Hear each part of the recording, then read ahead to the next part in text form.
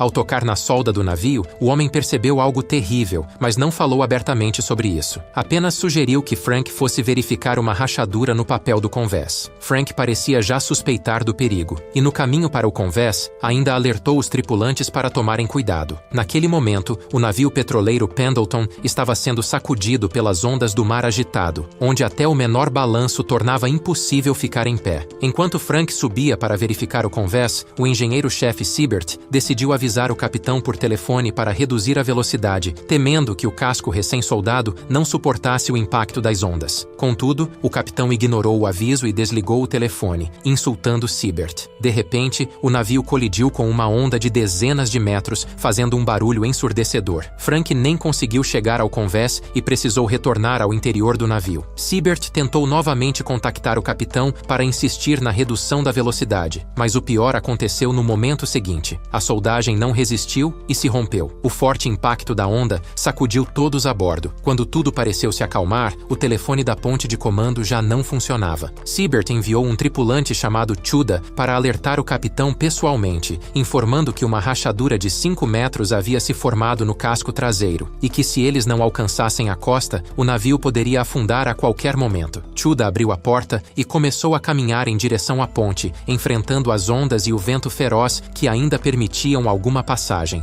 No entanto, a conexão com o convés dianteiro se rompeu. Quando Chuda finalmente conseguiu se equilibrar, se deparou com uma visão que nunca esqueceria. O navio de milhares de toneladas havia se partido ao meio, com os tripulantes sendo arrastados para o fundo do mar. Apesar do pânico, ele não podia fazer nada. Enquanto todos se preparavam para o pior, a guarda costeira de Cape Cod, em Massachusetts, soube que outro navio petroleiro estava em perigo, o Fort Mercer, e iniciou rapidamente a operação de resgate. Ao mesmo tempo, os sobreviventes do Pendleton receberam mensagens de rádio da guarda costeira. Contudo, o desespero tomou conta quando descobriram que todos os socorristas foram atrás do Fort Mercer, que também enfrentava um naufrágio a 30 quilômetros da costa. Quando os tripulantes ficaram sabendo da grave situação de seu navio, o desânimo dominou todos a bordo. Alguns sugeriram usar botes salva-vidas para escapar, mas com aquele clima era impossível. Ao receber a notícia, Siebert pegou um machado e cortou os cabos. Quando o barco salva-vidas caiu no mar, ele foi despedaçado pelas ondas como se fosse feito de papel. Aqueles que haviam pensado em fugir sentiram um arrepio de medo. No entanto, com o passar do tempo, o pessimismo começou a se espalhar entre os tripulantes. Vendo que todos estavam perdendo a motivação, Siebert compartilhou seu plano. Os motores e o compartimento de isolamento do navio ainda estavam funcionando, o que significava que tinham entre 4 e 5 horas para tentar se salvar. A ideia era improvisar um leme usando aço em ranhuras, controlado manualmente por polias, e levar a metade restante do navio até um banco de areia próximo, onde poderiam encalhar e soar o apito na esperança de serem encontrados pelos socorristas. Não havia tempo para hesitar. Siebert rapidamente mobilizou a tripulação para construir o leme improvisado, e logo, com o esforço coletivo, conseguiram resolver temporariamente o problema de direção do navio. Em seguida, ele organizou as próximas etapas do plano. 3 pessoas ficariam na proa iluminando a área em busca de um banco de areia. 4 operariam o leme improvisado e as bombas de água. 2 ficariam responsáveis por soar o apito, enviando sinais de socorro, e o restante da tripulação faria uma cadeia de comunicação, garantindo contato constante com a sala de máquinas. Todos imediatamente assumiram suas funções, iniciando uma batalha final contra a morte. O som do apito do navio logo chamou a atenção de um pescador na costa, que rapidamente informou a guarda costeira. O marinheiro Bernie percebeu que se tratava de um sinal de socorro, mas algo parecia estranho. O navio Fort Mercer, que estava em apuros, estava a 30 quilômetros de distância e não poderia estar naquela área. O pescador insistiu que havia visto outro navio. Bernie relatou ao seu superior e um avião que procurava o Fort Mercer encontrou o Pendleton a 8 quilômetros da costa. Todas as equipes de resgate já estavam procurando o Fort Mercer. Então Clough tomou uma difícil decisão. Bernie deveria levar uma pequena equipe de resgate em um barco menor para procurar o Pendleton. Embora soubesse dos perigos, Bernie aceitou a missão. Porém, outro pescador advertiu que os bancos de areia naquela região, em meio àquele clima, eram praticamente como a porta de entrada para a morte. Um dos homens recomendou Bernie a navegar nos arredores, fingindo estar perdido, para que ele salvasse a própria vida. Ele agradeceu profundamente o alerta do pescador, mas jamais abandonaria qualquer vida que ainda pudesse ser salva. Apesar de muitos perceberem que essa missão de resgate poderia ser sem volta, alguns Alguns membros da equipe decidiram acompanhar Bernie. Enquanto isso, no Pendleton, os tripulantes avistaram com o telescópio um banco de areia a cerca de 1,5 km de distância. A informação foi imediatamente repassada em cadeia de mensagens até chegar em Seabird, na sala de máquinas. Todos assumiram suas posições para executar o plano e direcionar o navio. No entanto, logo em seguida, ondas de dezenas de metros atingiram a embarcação, pegando todos de surpresa. A água provocou um caos lá dentro, atingindo